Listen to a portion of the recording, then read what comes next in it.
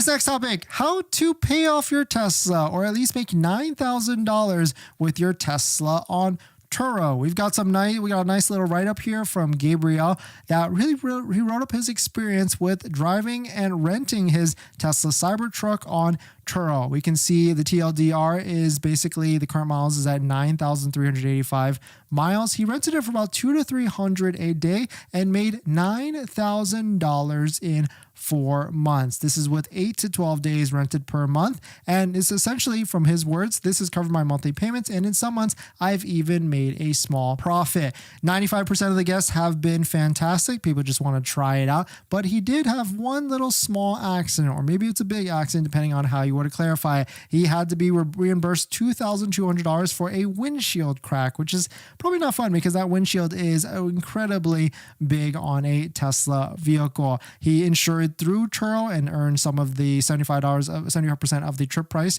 because you do that. But at the end of the day, great experience for sure with all these different trips and making $9,000 on Turo. And so this is some of the good stories with that. And yes, you can make money on Turo to at least pay off the payment or make a little bit of a profit and do that. And we've actually done that with our previous Teslas as well. But all it takes is just one bad trip out there to kind of ruin it for you. I think I've done probably 50, 60 trips on Turo with various vehicles, renting out our vehicle. And then there was that one time where the vehicle and the renter went MIA, was very non-responsive, and I had to go repo my vehicle because the beautiful thing with Turo, or the beautiful thing with Tesla vehicles, is that you can track the GPS location of it at any moment. So I had to go repo the vehicle from, we'll call it an interesting area. And the person called the day later and said, hey man, I got arrested and sorry about all that. And so I had to get the vehicle cleaned and everything like that. But at the end of the day, it was a little bit of an interesting situation. And so yes, you can have plenty of good trips